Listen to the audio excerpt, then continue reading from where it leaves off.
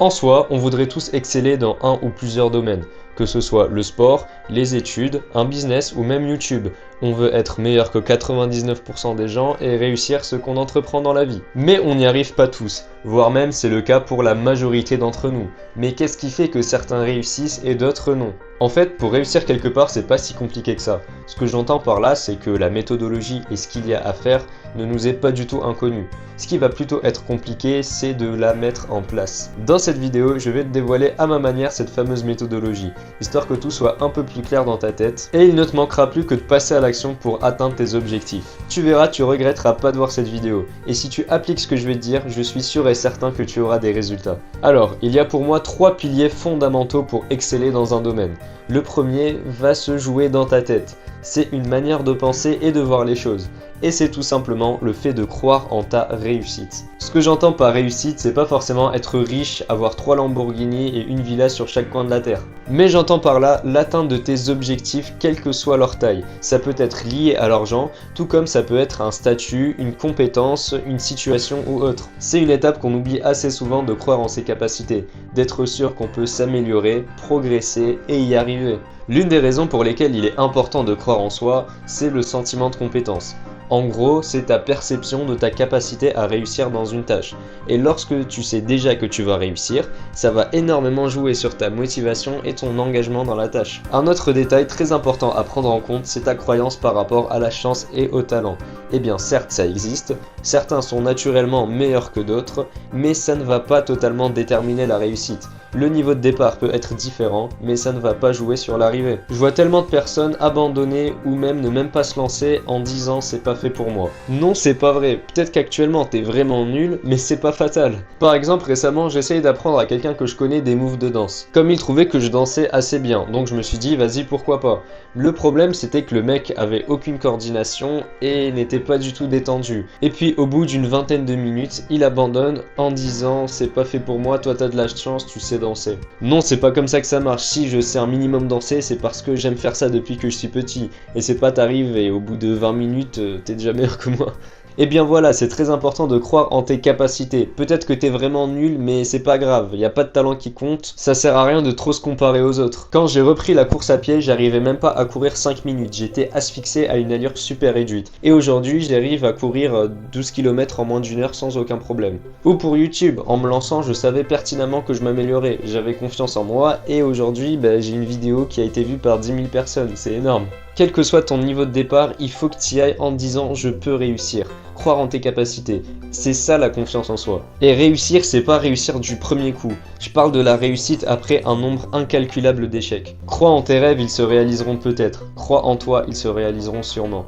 Allez, on peut passer au second pilier. Ça peut être con dit comme ça, mais pour exceller quelque part, il est nécessaire de passer à l'action et de faire la tâche de base. C'est bien de rêver et de se laisser porter par ses rêves, mais faut pas non plus vivre dedans. Tu veux être bon à l'école, travaille. Tu veux avoir des abonnés sur YouTube, poste des vidéos.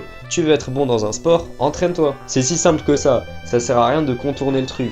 Tu fais l'action de base, tu la répètes, répètes et répètes, et puis les résultats vont apparaître. Lors du passage à l'action, il va être indispensable d'utiliser ce qui nous sert de cerveau. Le travail en quantité ne va pas toujours suffire, et il va falloir aussi prendre en compte la qualité. Parce que c'est très bien de passer à l'action, mais si on fait ça sans réfléchir, au bout d'un moment, on va finir par stagner. C'est bien de poster des vidéos, mais si elles sont pas du tout intéressantes et qu'on n'y comprend rien, est-ce qu'elles en valent vraiment la peine? C'est bien de vouloir être bon en course à pied, d'aller courir tous les jours comme un malade, mais est-ce que les méthodes d'entraînement sont vraiment efficaces? Et est-ce que tu prends en compte le fait que tu peux te blesser à tout moment? Tu veux être bon en séduction, tu veux aborder plein de filles ou de garçons dans la rue, mais tu changes jamais ta manière de faire. À quoi bon? En gros, ce que je veux dire par là, c'est qu'il est très important de se remettre constamment en question et de continuer d'évoluer. Passer à l'action, c'est très bien, il y a la partie quantité.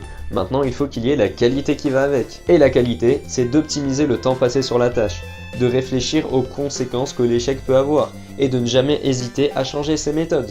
Au début de ton parcours, il va falloir privilégier la quantité. Et puis grâce à cette quantité, tu vas apprendre des choses. Tu pourras petit à petit les mettre en place et ainsi faire de la qualité. Exemple pour que tu comprennes, quand je me lance sur YouTube, je n'y connais rien du tout. Au début, je fais beaucoup de vidéos peu qualitatives. Mais à travers ces vidéos, j'apprends des erreurs que je fais. Et puis chaque nouvelle vidéo est un tout petit peu meilleure que la précédente. Va voir la différence entre ma première et ma dernière vidéo. Je sais pas si tu la remarques, mais moi en tout cas oui.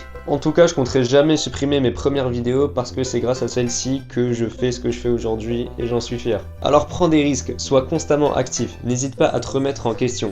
La remise en question, c'est un élément phare de la réussite. Tire des leçons de tes expériences et de tes échecs. C'est pas utile de se rabaisser et de se lamenter sur son sort. L'échec, ce n'est qu'une opportunité pour recommencer la même chose plus intelligemment. Faut rester calme et prendre le temps de se questionner. Pourquoi est-ce que je me rate tout le temps sur ça ou ça? Pourquoi est-ce que je bloque à ce niveau-là? C'est désespérant de voir quelqu'un se la buter à fond quelque part, puis à un moment il stagne.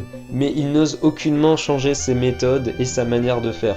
Et il reste toujours dans sa folie. Parce que oui, Einstein l'a dit, la folie, c'est de se comporter toujours de la même manière et s'attendre à un résultat différent. Faut pas avoir peur de l'inconnu et de tenter de nouvelles choses, c'est bien mieux que de rester bloqué au même niveau. Comme je l'ai dit, j'essaye d'appliquer ce principe sur mes vidéos. J'essaye constamment d'innover et de tenter. Je fais de la quantité, mais chaque vidéo que je fais me permet de m'améliorer pour la prochaine que je vais produire. Et ce principe est applicable dans tous les domaines de la vie. Alors, t'as confiance en ta capacité, tu te lances à fond, et tu n'hésites pas à te remettre en question pour améliorer tes méthodes. Mais qu'est-ce qu'il manque alors pour exceller? Eh bien, il reste le dernier pilier, qui est quelque chose qu'on a de moins en moins aujourd'hui. Et c'est tout simplement la patience. On perd notre patience de nos jours, comme tout devient beaucoup plus rapide.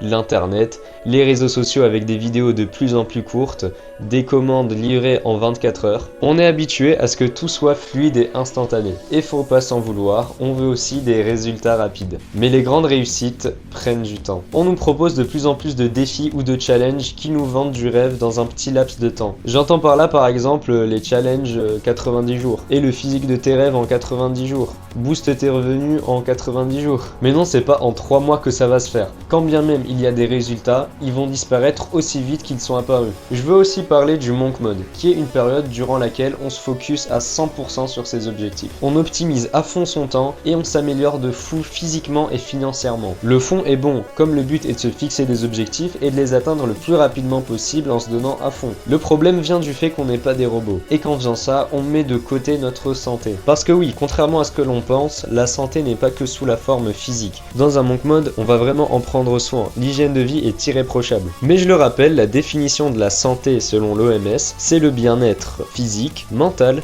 et social. Et durant un monk mode, il n'y a pas de vie sociale, ce qui crée un isolement et une surcharge cognitive qui peut causer un burn-out. C'est bien de se la buter sur quelque chose pendant 1 mois, 3 mois, 1 an, mais est-ce qu'on peut tenir ce rythme-là sur le long terme? Par exemple, certains pour améliorer leur apparence physique vont se mettre d'un coup à faire du sport à fond, à avoir une diète hyper stricte, voire même faire des jeûnes de 3 jours, et puis la personne craque et elle reprend plus de poids qu'auparavant. Prends en compte ta santé mentale et sociale. C'est très bien de travailler dur, de passer des moments désagréables, mais il faut pas que tout soit désagréable. Et il faut voir sur le long terme, laisse-toi le temps de respirer. C'est totalement possible d'avoir une vie sociale sans qu'elle nuise à tes objectifs. Quand je dis vie sociale, c'est pas aller en boîte de nuit toutes les semaines et sortir tous les jours avec ses potes jusqu'à pas d'heure. Mais le simple fait par exemple de passer des moments avec sa famille, c'est de la vie sociale. Mais tu peux aussi sortir avec des amis de temps en temps ou faire des nouvelles rencontres si c'est ton kiff. Personnellement, ma solution a été de faire du sport en club.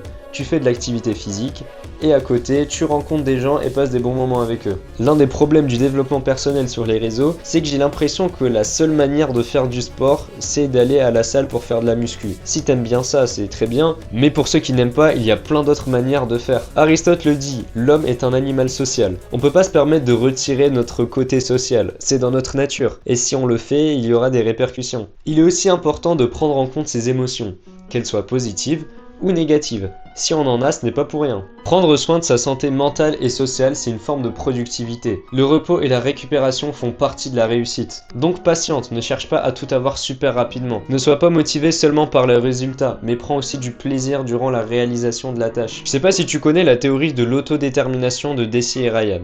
Mais en gros, ils disent qu'il y a 2 types de motivation.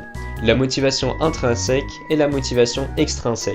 La motivation intrinsèque, c'est la motivation qui te pousse à faire la tâche pour ce qu'elle est, parce que tu aimes faire ça.